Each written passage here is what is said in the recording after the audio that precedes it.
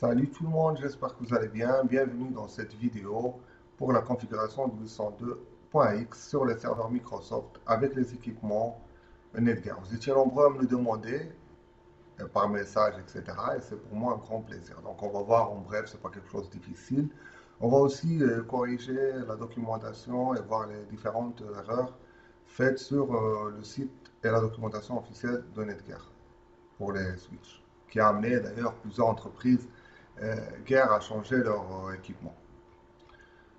Donc là, je ne vais pas trop rentrer dans le détail. En gros, c'est quoi le 802.x? C'est un standard de sécurité des réseaux informatiques qui permet de contrôler l'accès aux équipements. Il s'appuie sur un protocole UARP que lui, il permet d'authentifier. Donc le 802.x, c'est un standard qui s'appuie sur le EAP qui permet de filtrer et d'authentifier, donner l'accès à ceux qui ont bien sûr l'accès pour accéder à notre réseau. Quelques captures pour mieux vous expliquer.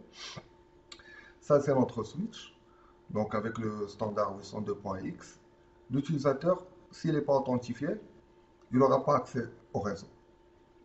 Mais évidemment, aucun protocole, aucun port, rien ne passe à part le protocole EAP qui permet l'authentification et permet la communication. On va voir ça dans quelques captures, si vous voulez bien. Là, c'est notre interlocuteur, comment il parle avec le serveur. Donc, on voit qu'il y a des requêtes. On va voir ça en plus ou moins quelques détails rapidement dans nos captures, voir les requêtes. Plus précisément, moi, celle-là, ça ne me plaît pas. Cette photo, peut-être, elle est plus parlante. Cette capture. Donc là, on voit qu'il y a le switch, notre serveur Radios, le client. Le client, il s'appuie sur le protocole, on a dit UAP. Il envoie des requêtes, il retourne, il envoie, il y a des requêtes et des réponses. Et le switch, c'est lui qui va relayer. Ce n'est pas le poste, c'est le switch.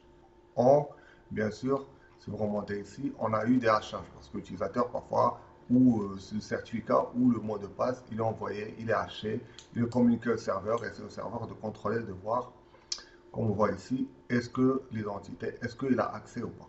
Voilà.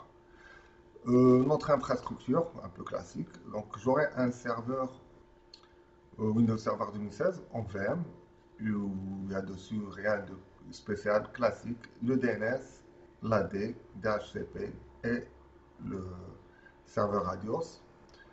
On a un équipement physique, je vais vous le montrer, le Netgear dans notre exemple GS 728. Lui, le port 1, il est directement connecté à ma VM et les autres ports, CNK6, eux, ils sont connectés euh, en réel sur un poste client sur lequel on va tester. Donc, attendez, voilà notre infra. Donc là, c'est le switch et là, c'est le poste. Là, c'est notre switch. Donc, cette première partie, on va voir l'installation de serveur MPS, création de groupe et configuration. Un groupe, bon, pour ajouter, pour faciliter la configuration et ensuite la configuration de serveur MPS. Dans mon infra, j'ai deux cartes, une LAN et une spéciale pour le 802.x. Voilà. Elle est configurée statique avec la passerelle. 3.10. Voilà. Sur mon serveur DHCP, j'ai créé une pool que j'ai appelée 802.x pour faciliter, pour les gens qui veulent faire quelque chose de similaire. Rien de spécial. Une pool 802.x. 802.x avec des options, plus le DNS qui nous intéresse. Voilà. Après, il faut installer le serveur, le rôle MPS. Soit vous l'installez graphiquement, soit avec les commandes. Pour cela, on va faire. Pour moi, il est déjà installé. Windows Future. Windows Future. Impasse. Et n'oubliez pas de mettre include.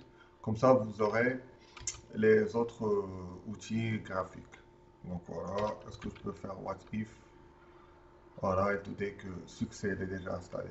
Vous pouvez enlever what if, c'est juste pour vérifier. Ou sinon, vous venez graphiquement. Ça, c'est pas difficile. Ajouter des rôles, des fonctionnalités. Je laisse la requête. Ah, c'est mon serveur, c'est un répondeur. Ajouter des rôles fonctionnalités, il est là. Il est là, mon MPS. Il est là. Service d'accès au réseau, suivant, etc. Donc là, il est déjà installé. Une fois il est installé, vous l'ouvrez avec MPS et on va faire la configuration ensemble. Je vais voir les étapes de configuration à vous montrer. Dans cette deuxième partie, on va voir comment créer la création d'une règle classique, configuration de serveur client, celui à lequel on doit se connecter, généralement entre équipements, et avec la phrase secrète, etc. Et modification des règles dans le cas où on a des VPN ou quoi que ce soit. Bon, là, il est déjà configuré, c'est pas grave, je vais vous le refaire. Microsoft, de plus en plus, depuis les versions 2008, ils ont facilité, je me rappelle, avec les clients, on a galéré une fois pour mettre sur plusieurs domaines, domaine enfant, domaine parent. C'est de plus en plus facile et mieux géré. Donc, on vient ici, on choisit 802.x, configurer, pour une configuration rapide. Moi, j'essaie de me connecter sur mon câble Ethernet. Je vais lui donner un nom 802.1x. Suivant. Le serveur Radios, je l'ai déjà. Bon, je vais supprimer, j'ajoute. Je mets l'adresse, je lui donne un nom convivial qui n'a rien à voir. Je mets switch netgear test. Et là, son adresse IP, pour moi, c'est le 352. Je vais vérifier. C'est le 350. C'est bien ça. 350. Est-ce que je le ping?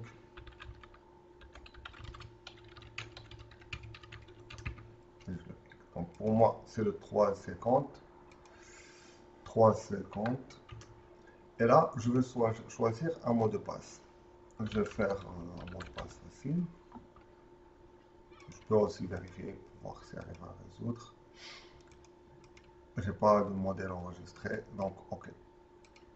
Là, le mode d'authentification, je vais choisir PEP. On va voir aussi pour le cas de certificat. Il me faut dans ce cas un serveur certificat d'autorité. Moi, je l'ai. Je vais vous montrer le deuxième scénario. Il est plus intéressant d'utiliser ce scénario. En fait, le deuxième scénario, les postes qui n'ont pas les certificats, ils ne peuvent pas s'authentifier. Je l'ai testé.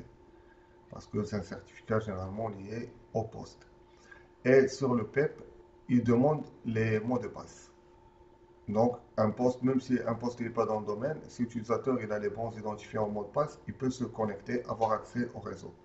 Or, celui-là, même avec les bons identifiants, si le certificat n'est pas délivré par le domaine ou le poste n'est pas dans le domaine, le poste il n'accepte pas. Donc, c'est pour plus accroître la sécurité à vous de choisir.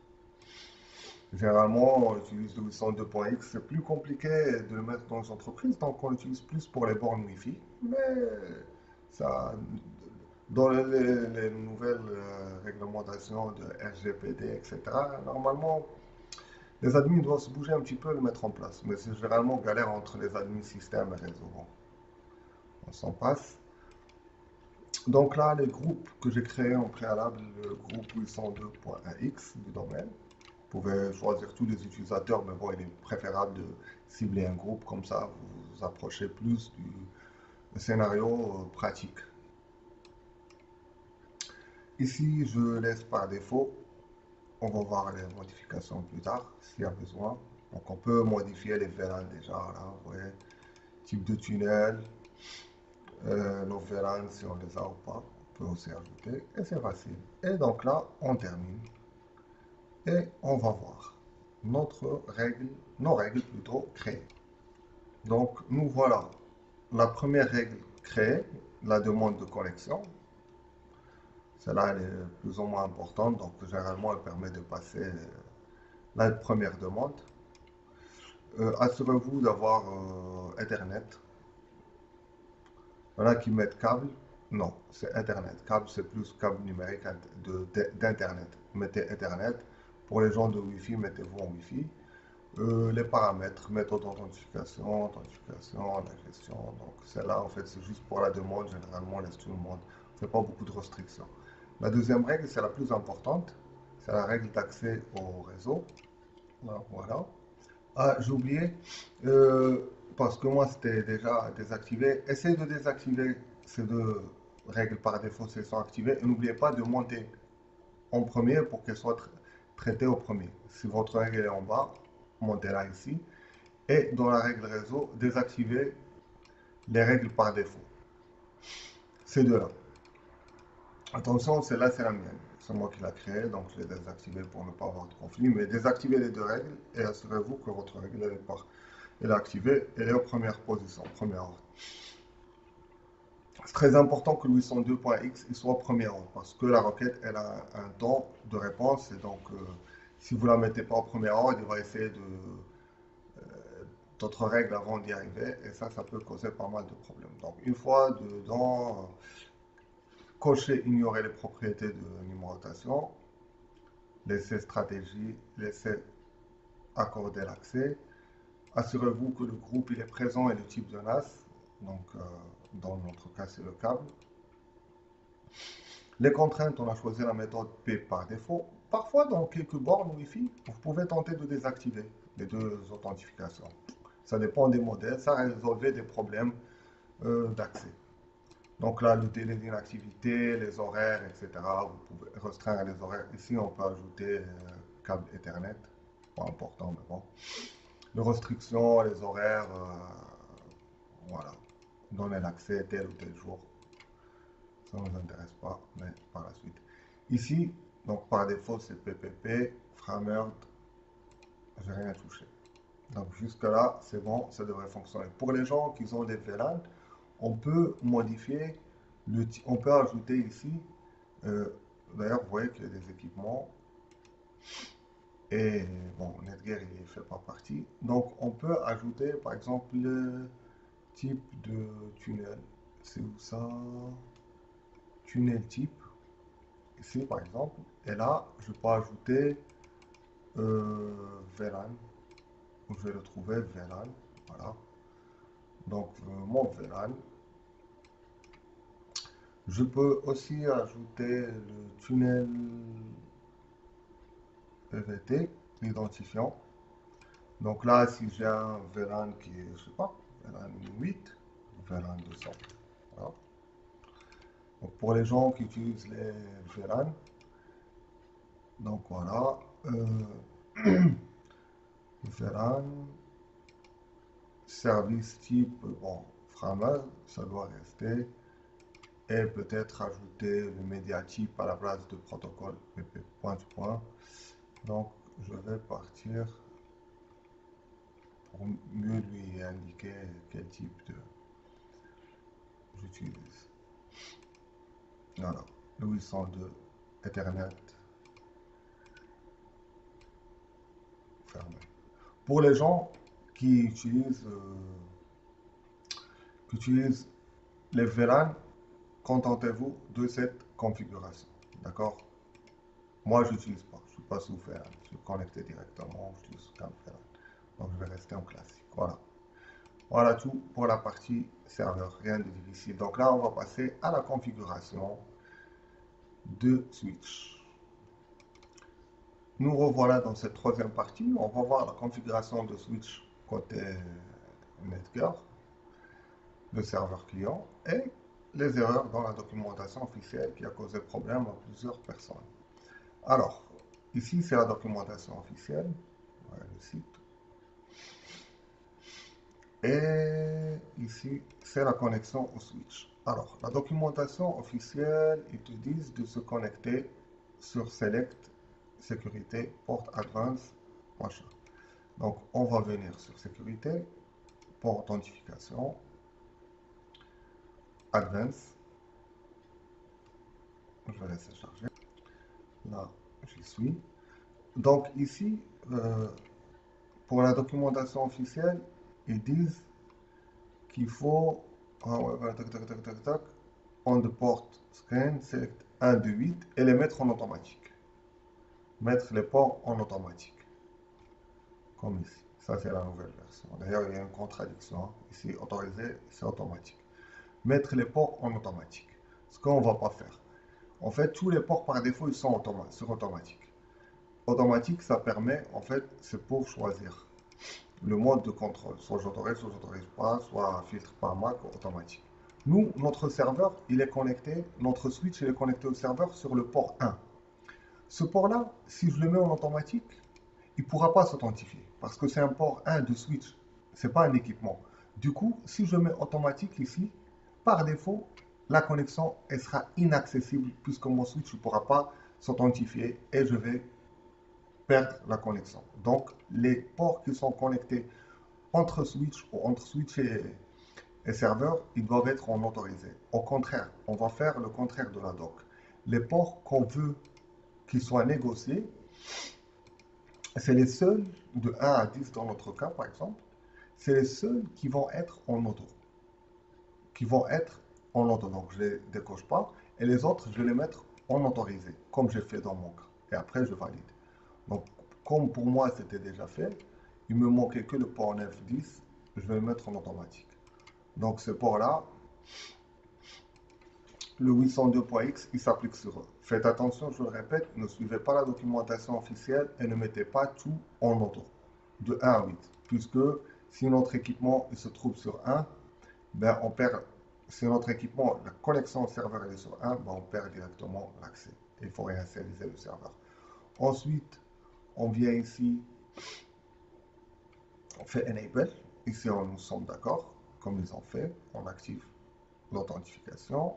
Et cette partie, on va configurer le le protocole, les ports 18-12.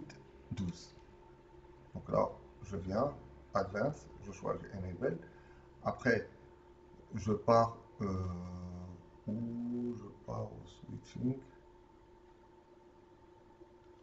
C'est ça?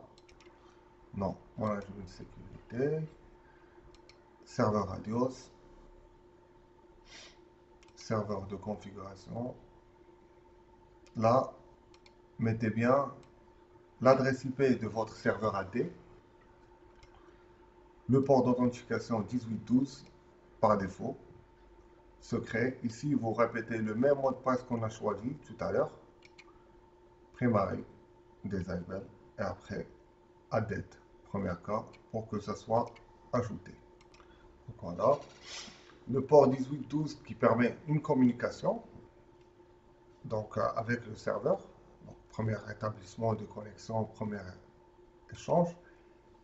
Et là, dans la documentation officielle, si vous remarquez, ils se sont contentés de nous expliquer qu'il faut configurer le port 1812, mais ils n'ont pas parlé de port 1813. Ils sont directement passés ici qui sont erronés. Et ça ne va pas fonctionner. Il nous faut le port Accounting, qui est un port, un protocole aussi important qui fait partie du protocole EAP, qui permet l'authentification. C'est avec ce port qu'il y aura des échanges avec les serveurs de mot de passe. C'est bien de le contacter, mais il faut lui passer le mot de passe ou l'identifiant du client pour pouvoir l'autoriser ou le refuser. Donc là, on vient à cette partie, elle n'est pas expliquée dans la documentation officielle. Et je vais relancer. Ici, on ajoute le 310, l'adresse IP de notre contrôleur domaine, avec le serveur MPS plutôt. 1813, yes. Je mets mon adresse, ma clé partagée, toujours la même. Je fais Enable, et là, si je remonte ici, je remonte, j'aurai le 18, 3 les ports qui vont s'activer. Il doit être ici quelque part. Ici, vous le voyez, Accounting mode. Donc, je suis vraiment en mode Accounting. Donc, le compte.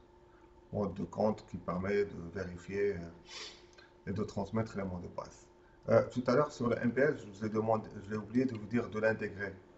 Mettez inscrire un serveur dans Active Directory, si c'est la première fois. N'oubliez pas. Alors, donc, ici, si on suit la documentation officielle, ils ont sauté la dernière partie. Ils ont dit, voilà, I was helpful, machin, machin. Là, ils sont partis en HTTP pour l'activer. Or, c'est une grosse erreur, une très, très, très grosse erreur. C'est une erreur énorme. Pourquoi? Parce que si je viens dans Authentification List et je viens dans HTTP, je vais lui demander à mon switch d'utiliser le serveur Radios, comme ils ont fait, Donc, nous sommes bien dans le 802.x, hein, je le répète ici.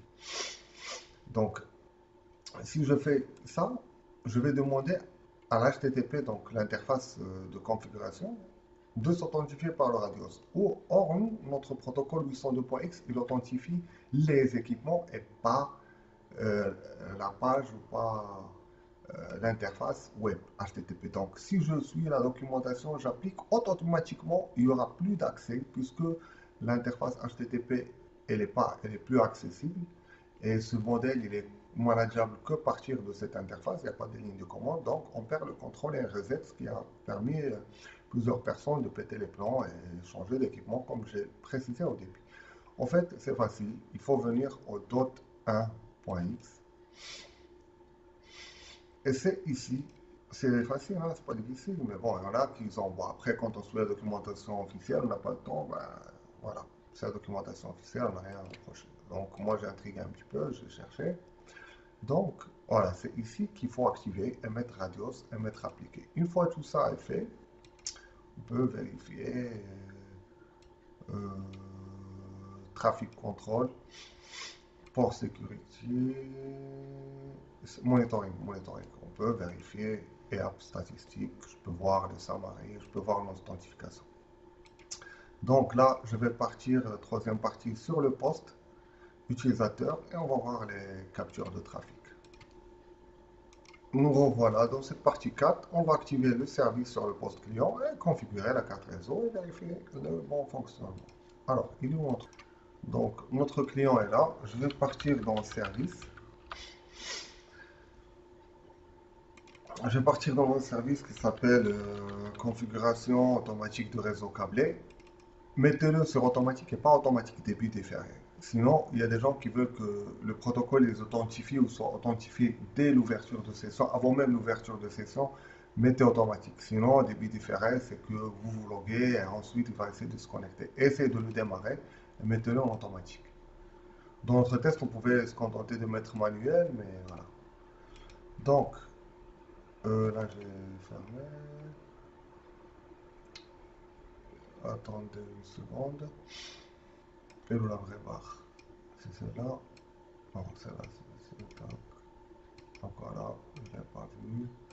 Après, je vais venir dans les paramètres de ma carte réseau, qui est là, parce que c'est pas la même résolution. Une seconde, je vais régler ça. Donc là, voilà notre carte réseau. Il me semble que j'étais déjà connecté. Je viens dans le centre. C'est quoi ce délire? C'est pas la bonne résolution. Je viens ici. Voilà, j'étais déjà connecté. Je vais me déconnecter. Bon, je vais la configurer. Dans notre cas, comme on n'utilisait pas les cartes, on vient ici, on active le protocole. Si on sommes en carte, on choisit carte à plus. Si nous sommes authentification. Pourquoi c'était déjà authentifié?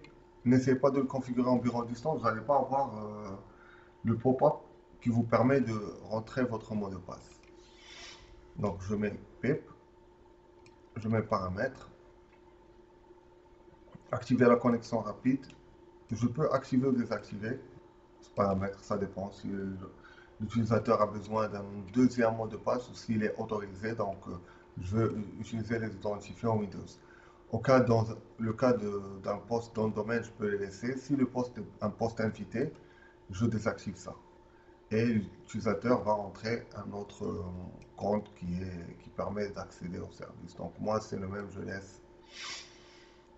Par la suite, je viens ici et je choisis utilisateur ou de l'ordinateur. Donc là, je vais utiliser celui de l'utilisateur.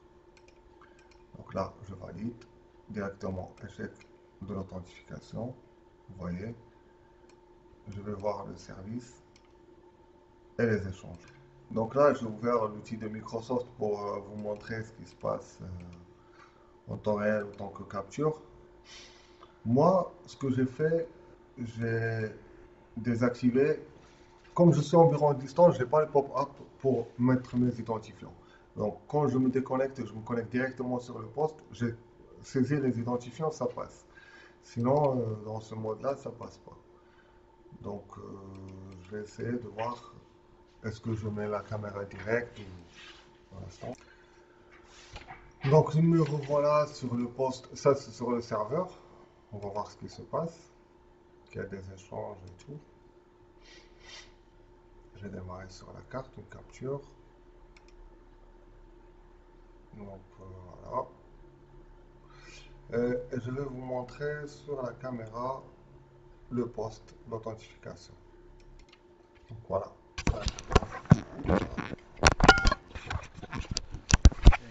On va voir que le poste me demande bien les identifiants et le mot de passe que je vais d'ailleurs saisir.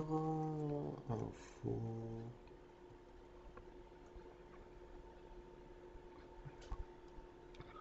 La caméra elle n'est pas terrible. Tout à l'envers. Sinon on va régler ça. Voilà. C'est mieux comme ça. Et là je vais mettre. Là je vais mettre mes identifiants. J'ai bien désactivé l'option. Euh, voilà. Donc là, on remarque qu'il y a des échanges. On va aller voir les échanges ERP. Ici sur le serveur.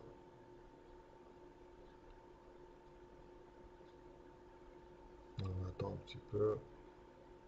Voilà. Je suis bien dans le réseau. Et les échanges ils vont apparaître.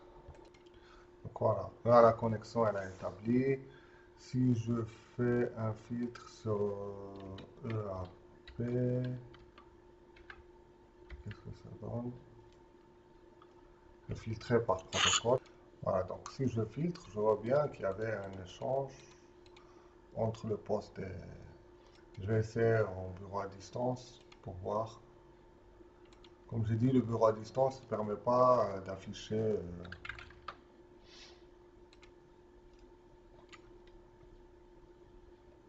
Voilà, donc rien de difficile. Voilà, l'authentification elle est partie parce que je ne peux pas m'authentifier. Sur le bureau à distance, je n'ai pas le pop-up pour entrer le mot de passe. Donc on va voir ce qui se passe en direct. Donc là, je vais faire Start. C'est ici. Voilà. Et là, je vais changer le protocole. Je vais mettre utiliser mes identifiants d'utilisateur ou de l'ordinateur. Okay. Activer. On voit qu'il y a des échanges, des requêtes. Je pense que c'est accepté. Voilà, je suis bien dans le domaine. Et je peux aussi voir côté serveur que sur les événements,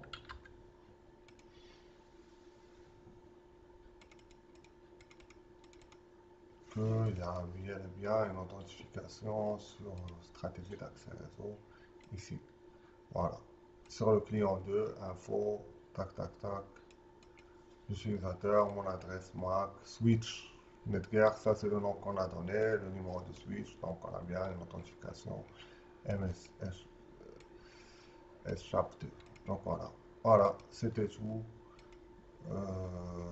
Je vous remercie pour votre suivi et à bientôt dans une nouvelle vidéo. Merci, ciao, portez-vous bien. Au revoir.